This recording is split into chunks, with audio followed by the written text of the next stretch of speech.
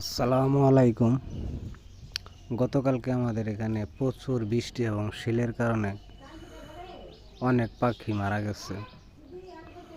এত পরিমাণে শিল পড়ছে মানে বলার মতন না। সকালে গিয়ে দেখি বাড়জারে অনেক পাখি মারা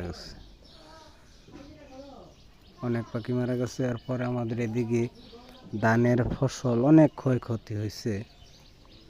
মানে এমন বৃষ্টি, এটা কল্পনার বাইরেও, এত শিল পড়ছে।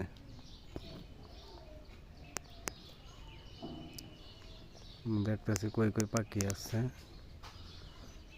মোট অনেকগুলা পাখি মারা গেছে। অনেক পাখিগুলাই নাকি রাত্রে বোধ অন্য কিছু খাইছে, ছিঁড়ে খাইছে, তো শেয়ালে টেয়ালে খাইছে। বারজারটাও টোটালি ফাঁকা হয়ে গেছে, যে বারজারটার ভিতরে শত শত পাখি থাকে বারজারটার ভিতরে।